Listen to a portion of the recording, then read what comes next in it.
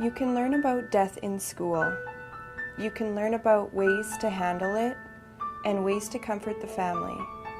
But until you are present when someone dies, death is simply a word. On a sunny Wednesday morning, working alongside a very experienced palliative care nurse, we entered the home of a family I had never met before. We were greeted at the door with warm smiles and hugs from a family to whom my nurse was a friend and I was a stranger. Entering the house, we went to the kitchen where the family had set up a room for their loved one who was dying.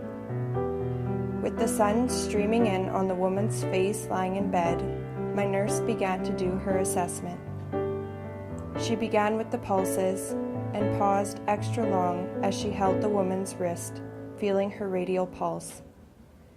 She quickly called over the woman's son, who was also a nurse.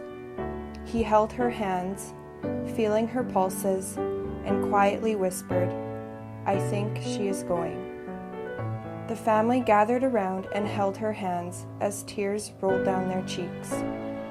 The son gently touched her face and said, "You can go now, Mum." And with that, she took her final breaths. Caught up in the shock of the moment, I was unaware of the tears running down my own face. Tears of sadness for the family, for the loss they were experiencing, for the way life was going to be different now, without a wife, mother, grandmother, and friend. I had no words. I did not know the family or the woman who had just taken her final breaths, yet I was undeniably connected with them. Right words? There were no right words at this moment. All I could do was simply be. Together, the family and I sat around the bed and cried. Within a few minutes, I had entered into such an intimate relationship with a family I had never met before. I was sharing in their suffering and pain as we sat in silence with our spirits connected. Reflecting back, I realized that my care came through my loss of words, my inability to control my tears, and my presence of being. Not being a comforter or being supportive, but just simply being.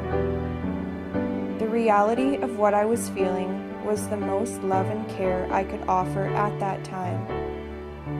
I now know that it was okay for me to cry with the family. Not only was it okay, but it showed the deepest level of compassion. It showed that I was truly there and that I truly cared. I know I will experience death again, and maybe it will never be easy, but I now have a little insight into what I can do in future situations. Caring is not always shown through words and actions, but sometimes it is shown through the absence of both.